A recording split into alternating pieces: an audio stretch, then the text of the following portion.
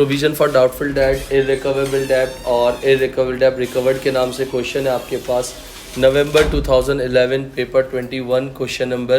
Previous class में मैंने आप लोगों को जो एक क्वेश्चन करवाया था वो कौन सा करवाया था, जिसमें सिर्फ और सिर्फ उसमें ये था ओ लेवल्स अकाउंट्स का एक क्वेश्चन था कि किस तरीके से इसको सॉल्व करते थे। और अभी यहाँ पर आपके पास जो क्वेश्चन आ रहा है नवंबर 2011 पेपर 21 और question number 2 purely A levels का क्वेश्चन है आपके पास। Clicks limited bookkeeper prepared the following details about the firm's outstanding trade receivables। आपके पास इसकी PDF मैंने भेज दी है, टी अकाउंट्स एक्सप्लेनेशन हर चीज़ की है, वो ग्रुप में मौजूद है। उसको घर जाके नोट्स की फॉर्म में बना लीजिएगा, तैयार कर लीजिएगा ताकि आपको कोई प्रॉब्लम ना हो। Age of debt trade receivable up to 30 days 16,800। उसके बाद 31 to 60 days 12,600, 61 to 90 days 7,100, over 90 days 1300। सवाल को सॉल्व करने का तरीका ये है कि सवाल को पहले प्रॉपर रीड कर लिया जाए, क्वेश्चन में उसने हमसे मांगा किया है उसको समझ लिया जाए, फिर उसके बाद सॉल्व करने में थोड़ा सा इफेक्टिवनेस आ जाती है। The following rates are applied to the estimate doubtful debts, यानी आपको ये क्या दिए हुए हैं, रेट्स दिए हुए हैं। किसके रेट्स दिए हुए हैं बेटा? डाउटफुल डेट्स के रेट दिए हुए हैं।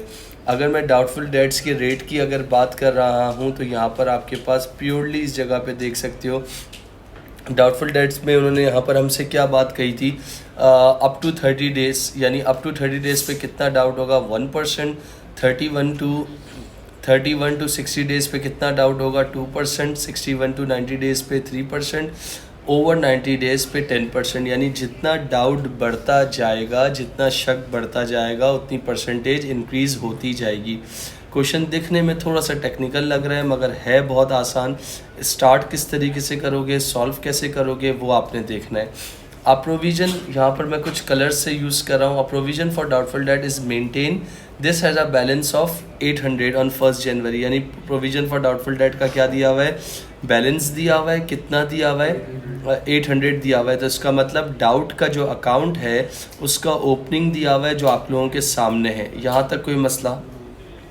उन्होंने फिर रिपीट कर रहा हूँ, डाउट का जो अकाउंट था उसका बैलेंस आपके सामने है। और मेरा कहने का मकसद है कि यार जो चीज़ आपके पास सामने हो ना, आप उसको पहले से रिकॉर्ड कर लो क्योंकि वो ज़्यादा इफ़ेक्टिव चीज़ रहती है। फिर उसके बाद उन्होंने बोला है the bad debt return of for the year ended 31 December 2009। Sir ये जो आप बना रहे हो 2010 का बना रहे हो, और ये जो सेकंड लाइन में जो वर्ड आया है बैड डेट रिटर्न ऑफ कब हुआ है 2009 में, तो इसका मतलब जब 9 में हुआ था तो आपने 9 में ही रिकॉर्ड कर दिया होगा। तो इसका मतलब ये सेंटेंस हमारे लिए इस क्वेश्चन के हिसाब से इररेलेवेंट है। एग्री?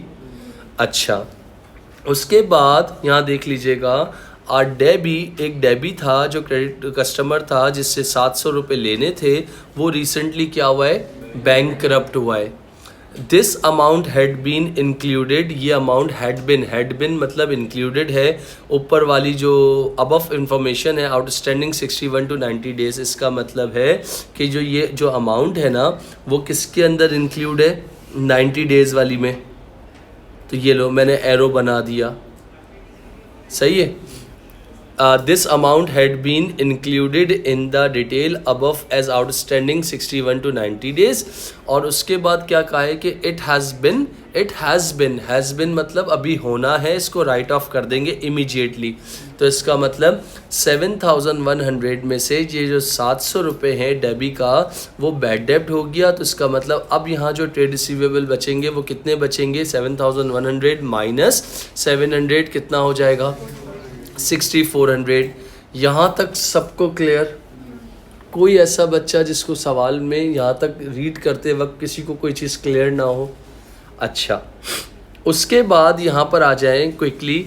आपके पास लिखा हुआ है on 2 October 2010 Harvey a credit customer cease trading and clicks limited receive payment of 0.25 in the dollar in final settlement of the debt 600।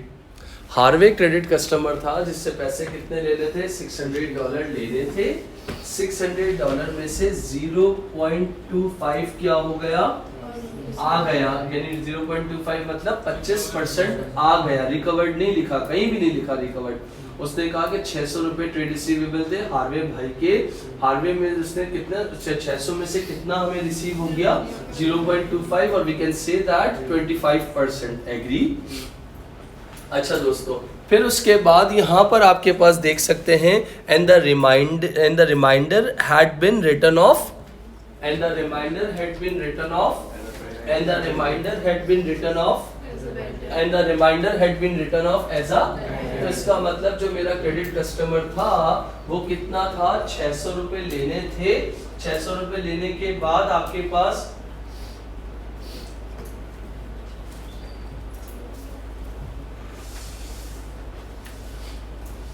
लेने के बाद आपके पास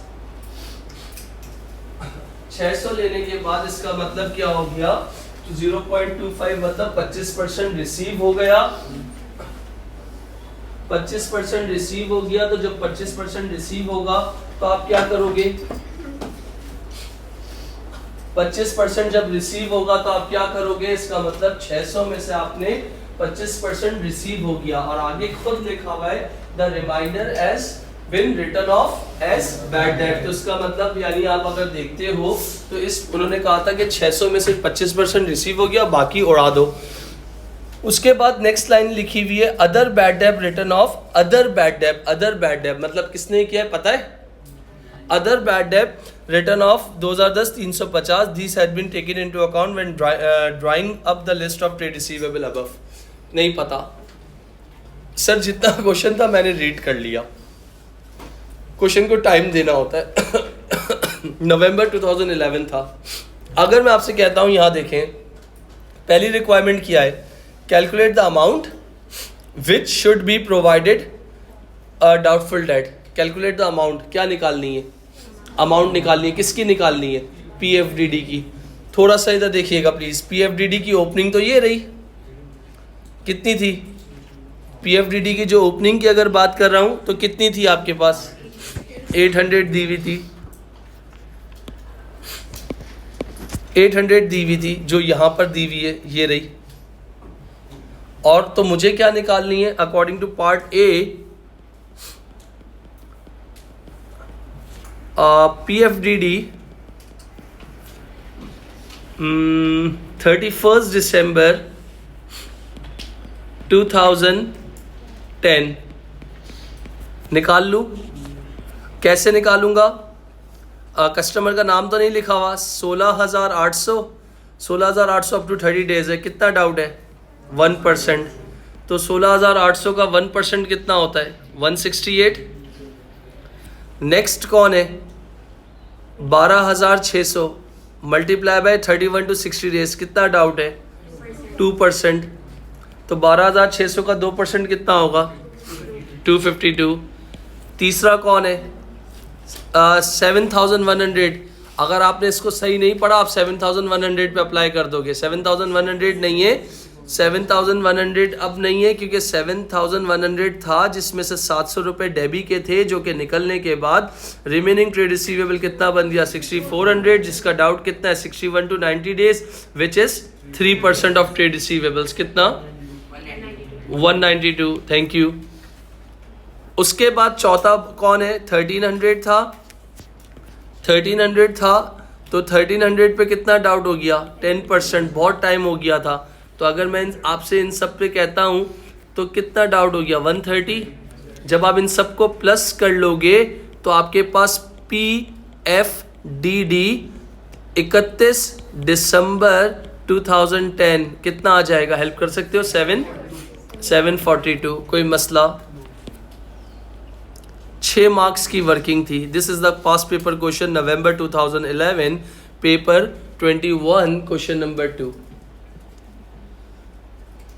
शैल वी प्रोसीड।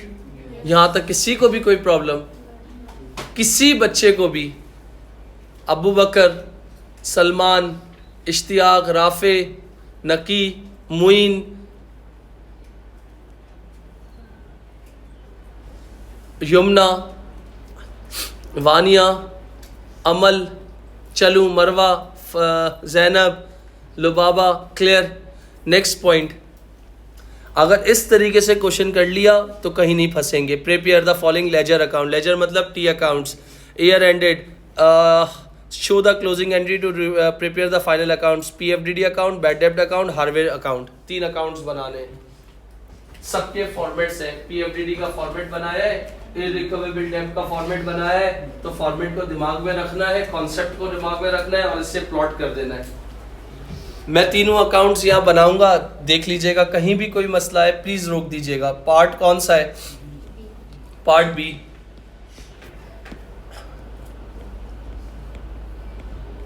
सबसे पहले किसका अकाउंट चाहा था इन्होंने?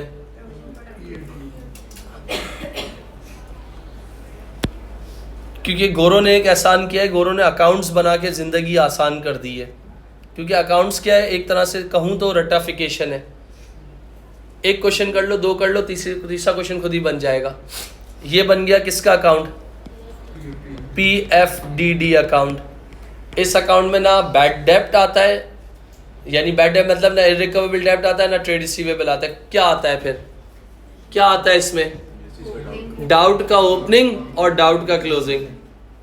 अब वो आंखों को सही जगह पे इस्तेमाल करना है. आंखों को किसी गैर महरम को नहीं देखना, आपको अपनी बीवी को देखना है. सही, आपको अपनी गर्लफ्रेंड को देखना है, इधर उधर नहीं देखना. तो इसका मतलब डाउट का ओपनिंग, डाउट का क्लोजिंग. बस अगर यह आपकी आंखें सही जगह पे इस्तेमाल हो गई ना तो आपको कोई मसला नहीं होगा. यूं बनेगा. यूं कैसे? डाउट का ओपनिंग सवाल में दिया हुआ है. पहला डब्बा छोड़ो, दूसरे डब्बे की पहली लाइन पे देखो. जाओ अपनी बुक्स के अंदर, पास पेपर्स के अंदर.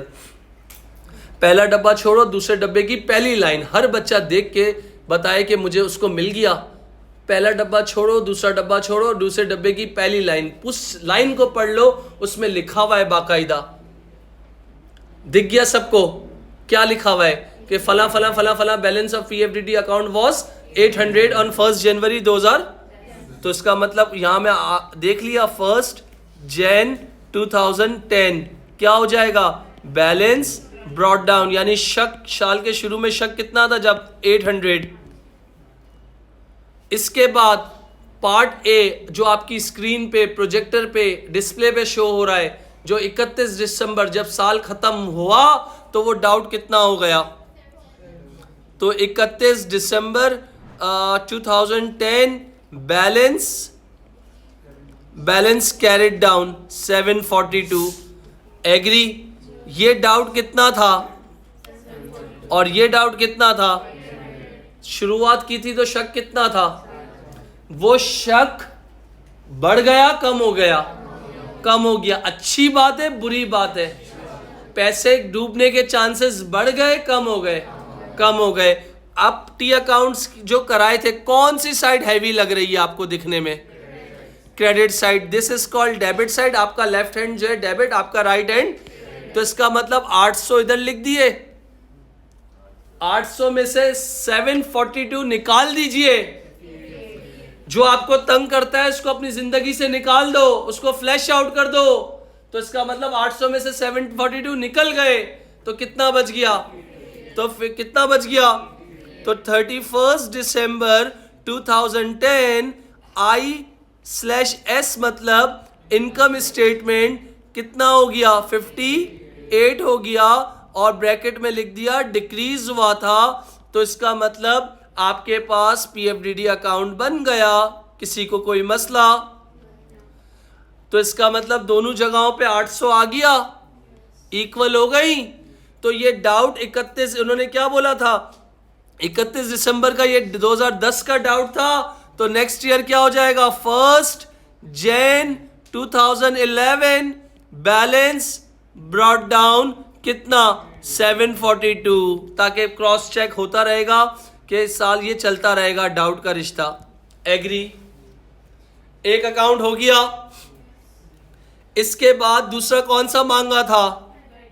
न्यू नेम ऑफ बैड डेब्ट इज इररिकवेबल डेब्ट.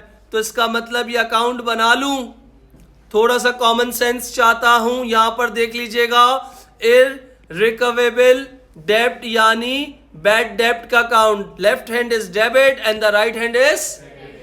इन this account we are only recorded जिन्होंने धोखा दिया है. We are only recorded credit customers. ना इसमें बैड, आपके पास ना कोई बैड डेप्ट की अमाउंट आती है, ना आपके पास डाउट आता है, सिर्फ और सिर्फ कस्टमर का नाम लिख के दिखाते हो कि किसने आपको चीट किया है। अब इतना बड़ा पैराग्राफ तो पढ़ लिया, दिमाग में मेमोराइज किया था कि कहां कहां बैड डेप्ट हुआ है। पहला डब्बा छोड़ के, दूसरा डब्बा छोड़ के, पहले दूसरे डब्बे की पहली लाइन छोड़ के सेकंड लाइन पे लिखा हुआ था कि एक बैड डेप्ट रिटर्न ऑफ हुआ था 31 दिसंबर को हुआ था, 2009 को हुआ था, और कितने का हुआ था। तो आप 2009 में तो नहीं बना रहे, आप किसके लिए बना रहे हो। तो इसका मतलब एग्जामिनर ने फालतू की वैल्यू हमें क्वेश्चन में दी हुई है। हर चीज को छेड़ना नहीं होता, राह चलते हुए को छेड़ना नहीं होता, फालतू उंगली नहीं करनी होती, छोड़ दो। एग्री। अब जाके देखो उस पैराग्राफ पे कहां कहां तुम्हें डाउट मिल रहा है, कहां कहां तुम्हें किस किस शख्स ने तुम्हें धोखा दिया है, कौन कौन बॉयफ्रेंड तुम्हें छोड़ के चला गया, कौन कौन लड़का या लड़की तुम्हें छोड़ के चली गई, किसने तुम्हें तकलीफ पहुंचाई, देखो जाके।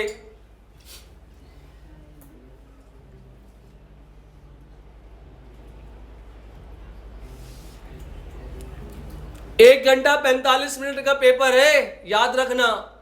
देखो जी भाई, कौन कौन, हार्वे और जबरदस्त। तो डेबी भाई ने कितनी हमारी बैंड बजाई, जबरदस्त बाजी। तो दिमाग में एंट्री किसने धोखा दिया, दिमाग में एंट्री बना सकते हो। बिजनेस का एक्सपेंस क्या हो गया और बिजनेस का एसेट क्या हो गया। एक्सपेंस का नाम क्या होता है, इररिकवेबल डेब्ट, डेबिट 700 से, और डेबी भाई, तो इसका मतलब डेबी क्रेडिट हो रहा है, तो बैड डेब्ट के अकाउंट में क्या हो जाएगा कितनी अमाउंट है डेबी की, और कब धोखा दिया डेबी ने। कहीं डेट मेंशन है, चेक कीजिए, कहीं भी नहीं है तो छोड़ दें, ना लिखें। तो डेबी लिख दिया, कितना 700। एग्री। और किसने आपको धोखा दिया, हार्वे ने। कैसे धोखा दिया बताएंगे यार, इतनी मोटी बात नहीं किया करो ना, सीधा सीधा बताओ। हार्वे से कितने पैसे लेने थे, 600, 25% आ गया। कॉस्ट हमेशा 100% होती है, तो 600 का 25% हो गया और 600 का 75% हो गया। तो इसका मतलब जो 25% है 600 का, वो कितना बनता है 150। तो इसका मतलब 600 में से कितने पैसे आ गए, बाकी क्या हुआ, बाकी क्या हुआ, बैड डेब्ट हो गया। कितना 4। तो इसका मतलब हार्वे भाई ने कितना नुकसान पहुंचाया। तो हार्वे भाई को अपनी जिंदगी से फ्लैश आउट कर दो, कितना 450। एग्री। अब तीसरा और कौन है बंदा, जबरदस्त। मेरे दोस्तों, इतने प्यारे बच्चे हो, इतने चीते हो, तो फिर क्यों नहीं पढ़ लेते, खुद से पढ़ लो। तो यहां पर कितना हो गया 350। एग्री। और है क्वेश्चन में कुछ नहीं है तो BDCD करोगे, नहीं करोगे, क्यों नहीं करोगे, बंद करना है, नेक्स्ट ईयर लेके नहीं जाना, बैलेंस कैरी डाउन नहीं करना, क्लोज करना है, चैप्टर को बंद कर देना है। तो फॉर एग्जांपल कैसे बंद करते हैं, कौन सी साइड हैवी है, डेबिट साइड। कितना नुकसान हुआ है 1500। जबरदस्त। तो 1500 यहां लिख दिया, और इसके बाद इसको बंद करना है तो बंद कर दोगे। I/S मतलब इनकम स्टेटमेंट, कितना हो गया 1500। दोनों साइड्स इक्वल हो गई।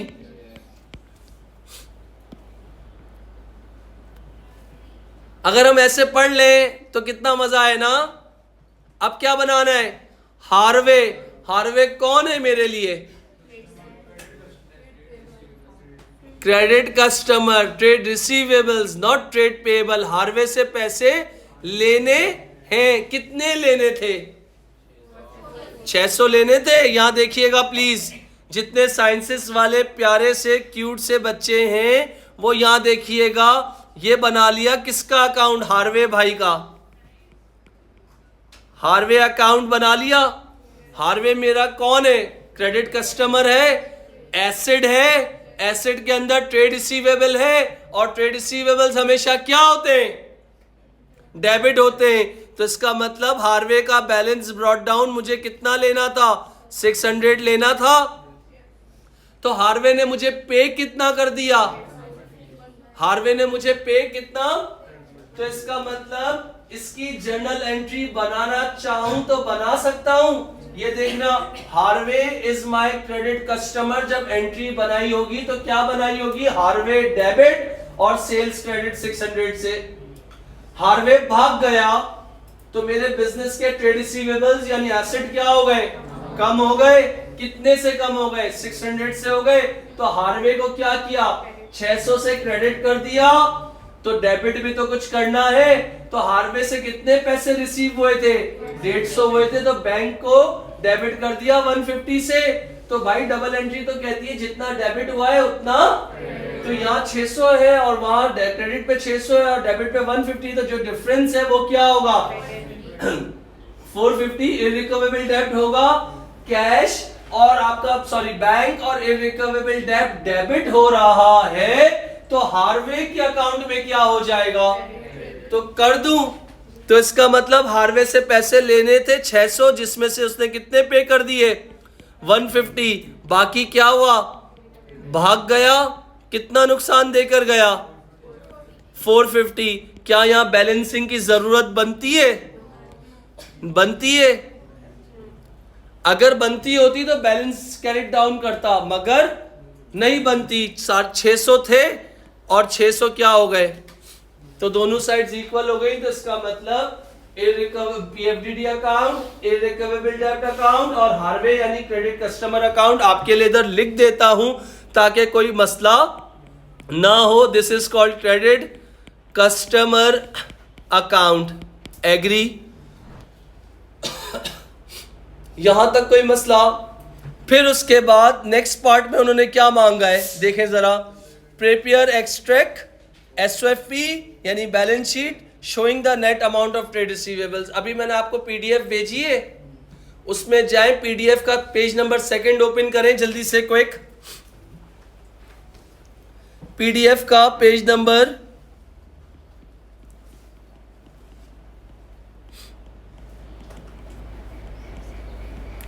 ओपन कर लिया, उसमें जाके देखें एसओएफपी का एक्सट्रैक्ट बना हुआ होगा, चेक करें। सबको मिल गया, जाके देखें सेकंड पेज पे पीएफडीडी का एसओएफपी का एक्सट्रैक्ट बना हुआ होगा, दिख गया, सबको दिख गया। शुरू करूं, ये देखिएगा, करंट एसेट्स की हेडिंग डली हुई होगी। करंट एसेट्स की हेडिंग डालने के बाद $2 डले हुए होंगे। $2 के नीचे फिर आप आ जाएंगे, ट्रेड रिसीवेबल्स लिखा हुआ होगा, लिखा हुआ होगा। ट्रेड रिसीवेबल का मतलब है मुझे पैसे लेने हैं लोगों से। तो इधर देखिएगा, मेरे ट्रेड रिसीवेबल्स कितने थे, 16,800 के थे, और कितने थे, 12,600 के थे, 7,100 के थे, जिसमें से बैड डेट माइनस करने के बाद 6,400 हो गए थे, और लास्ट वन कितने थे, 1,300 के थे। इन सबको प्लस कर लें तो ये मेरे क्या आ जाएंगे, ट्रेड रिसीवेबल आ जाएंगे, एग्री। कितने आएंगे बता सकते हैं, 37,000, यानी ये मेरे टोटल है, मुझे इतने पैसे लोगों से लेने हैं। लिख दूं 37,100, एग्री। और फिर उसके फॉर्मेट में जाके देखें नीचे क्या लिखा होगा, लेस पीएफडीडी मतलब प्रोविजन फॉर डाउटफुल डेट। तो मेरा डाउट कितना आया था इस साल के आखिर में, 742 आया था। तो इसका मतलब आपके पास अगर मैं बात करता हूं 37,100 में से 742, ये देखिएगा यहां से आया था। मैंने एक हाइलाइटर बना लिया, डाउट आया था आपके पास, इसका मतलब है 37,100 में से बैड डेट निकालने के बाद भी 742 जो है मेरे डाउटफुल हैं, जो मुझे मिलेंगे या नहीं मिलेंगे। अगर मैं ये 742 माइनस नहीं करूंगा तो मैं किसके अगेंस्ट चला जाऊंगा, किस अकाउंटिंग के प्रिंसिपल के अगेंस्ट चला जाऊंगा, प्रूडेंस के अगेंस्ट चला जाऊंगा। तो इसका मतलब प्रूडेंस भाई कहते हैं, प्रूडेंस का फरमान है, इसको फरमान को जो है कोर्ट्स हैं आपके पास, इसको चेंज नहीं कर सकते। 37,100 में से 742 माइनस कर दें, रिमेनिंग डेटर्स कितने आ जाएंगे, 37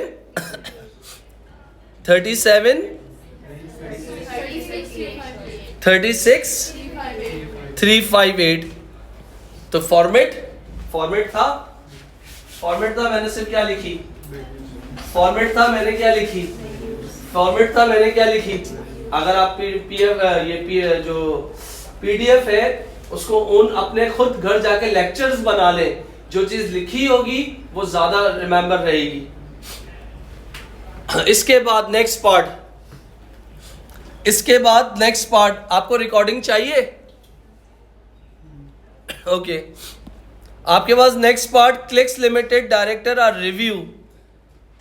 क्लिक्स लिमिटेड डायरेक्टर, ये तहरीम, ये मुझे 2 लाइन समझा सकती हो इंग्लिश में दी हुई है, ट्रांसलेशन कर सकती हो, क्योंकि मुझे ट्रांसलेशन नहीं आती। 10 मिनट है हमारे पास क्लास खत्म होने में, प्लीज थोड़ा सा जल्दी।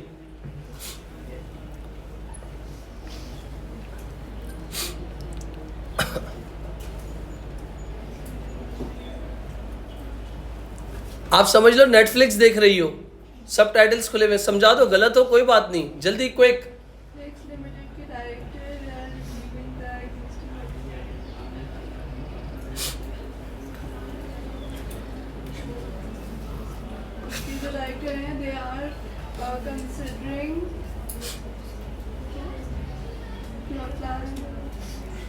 और कोई बता सकता है, जल्दी क्विक। जी भाई,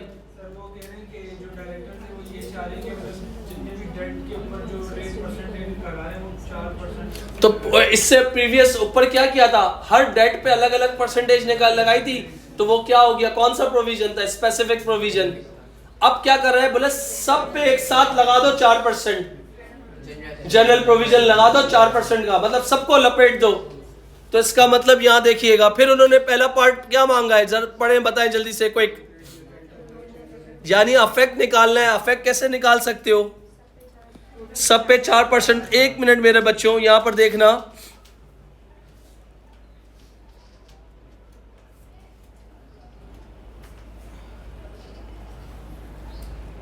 सब पे क्या निकालना है, 4% निकालना है।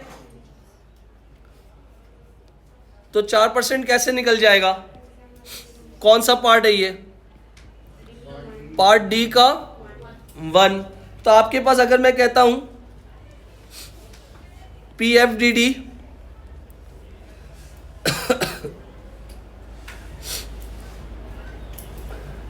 कैलकुलेट करना है, ट्रेड रिसीवेबल्स कितने थे, 37,100, उसका सबका 4% निकाल लो, कितना हो जाएगा।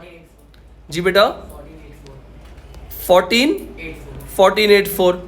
और अगर मैं कह रहा हूं PFDD जो पुराना वाला था, जो आपके पास कितना था, वो कितना था, 742। तो इसका मतलब अगर आप एग्जिस्टिंग को देखते हो तो 742 था, और जनरल यानी सब पे 1400 लगा देते हो, तो इसका मतलब चेंज कितने से आ रहा है आपके पास, तो चेंज कितने से आ रहा है, तो वो चेंज बढ़ रहा है कम हो रहा है, कितने से बढ़ गया, कितने मार्क्स का पार्ट था, इतना सा करना था। कोई मसला। फिर उसके बाद नेक्स्ट पार्ट में क्या बोला हुआ है, पढ़ें। जो चेंज आया है ना, उसको, उस चेंज को बताएं कि उस चेंज से कंपनी की इनकम स्टेटमेंट में क्या फर्क पड़ेगा और उसकी एसओएफपी पे क्या फर्क पड़ेगा। तो अगर मैं आपसे कहता हूं जल्दी क्विकली लिखें, चेंज में क्या हुआ था, इंक्रीज इन पीएफडीडी, कितने से इंक्रीज हुआ है बेटा, इंक्रीज इन पीएफडीडी $742 विल रिड्यूस, इस एक्ट की वजह से क्या होगा, आपका प्रॉफिट रिड्यूस हो जाएगा, किसके अंदर रिड्यूस हो जाएगा, इनकम स्टेटमेंट के अंदर, and will also be subtracted from the value of trade receivables, जो कि कहाँ आते हैं, करंट एसेट्स में आते हैं, और करंट एसेट्स कहाँ जाते हैं, इन बैलेंस शीट, या जिसको आप क्या कहते हैं, SOFB। और अगर आप इस चेंज की बात करते हैं तो मैंने कहा इसको थोड़ा सा वैल्यू में डिफाइन कर दें, 71,100 माइनस चेंज कितना आ रहा है आपके पास, आपके पास 742, तो जब आप माइनस कर देंगे तो आपके पास कितना आ जाएगा, रिमेनिंग ट्रेड रिसीवेबल्स आ जाएंगे। तो ये कितने मार्क्स का था मेरे ख्याल से ये भी 2 मार्क्स का था। और तीसरे पार्ट में उन्होंने क्या लिखा हुआ है, क्यों नेसेसरी है, अगर ये चेंज नहीं करोगे तो आप किसके अगेंस्ट चले जाओगे। तो इसका मतलब प्रूडेंस कॉन्सेप्ट क्या कहता है, to record all anticipated losses, don't overstate profit as well as आपके पास एसेट्स। तो इसका मतलब ये जो 742 का जो चेंज था ना, ये जो 742 का चेंज था, अगर आप इसको इनकम स्टेटमेंट में नहीं लिखते, इनकम स्टेटमेंट में कहाँ जाता, एक्सपेंस होता, और आप इसको नहीं डालते तो उससे आपका प्रॉफिट क्या हो जाता, तो किसके अगेंस्ट चले गए, और as well as 37,100 trade receivable थे, जिसमें से 742 माइनस नहीं करते तो आपके ट्रेड रिसीवेबल्स क्या हो जाते, तो किसके अगेंस्ट चले जाते, प्रूडेंस के अंदर अगेंस्ट चले जाते। तो ये एक्सप्लेनेशन आपको लिखनी है जी मेरा बच्चा। हाँ, चेंज के बाद यानी 37,100 माइनस 1484, तो आपके पास क्या आ जाएगा, रियलिस्टिक यानी नेट ट्रेड रिसीवेबल्स आपके पास आ जाएंगे। Is it okay? और आखिरी पार्ट क्या होगा, नहीं वो 742 पुराना था, जो हम PFDD जो माइनस करते हैं, जो क्लोजिंग वाला निकालते हैं, तो क्लोजिंग कितना निकाला था, आई थिंक 1484 निकाला था बेटा, वो माइनस करेंगे। चाहिए, और अगर लिखना चाहो तो यहाँ पर लिख लो, ये देखो therefore 37,100 था और नया प्रोविजन कितना आया था 1484, तो कितना आ जाएगा बेटा माइनस करने के बाद 35,616। और अगर पुराना वाले ट्रीटमेंट पे जाते हो तो कितना आ रहा था 36,358, और न्यू वाली ट्रीटमेंट पे जा रहे हो तो कितना आ रहा है। तो अगर ये नहीं करोगे तो किसके अगेंस्ट चले जाओगे, प्रूडेंस बाबा के अगेंस्ट चले जाओगे। जब प्रूडेंस के अगेंस्ट जाओगे तो एग्जामिनर के अगेंस्ट चले जाओगे, और जब एग्जामिनर के अगेंस्ट चले जाओगे तो अकाउंटिंग के अगेंस्ट चले जाओगे। जब अकाउंटिंग के अगेंस्ट चले जाओगे तो आपकी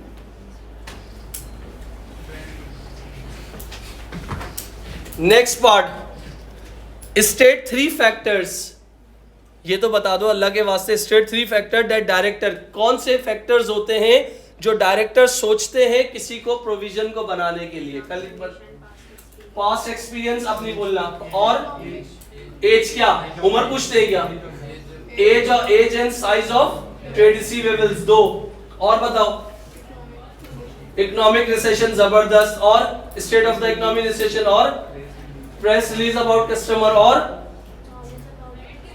हो गया ना, age and size of trade receivables हो गया, और प्रेस रिलीज अबाउट कस्टमर हो गया, पास्ट एक्सपीरियंस हो गया, और स्पेसिफिक नॉलेज अबाउट कस्टमर्स हो गया। कितने मांगे थे, तो बहुत सारे हो गए ना। बंद करें, ऑफ करें, कर दिया।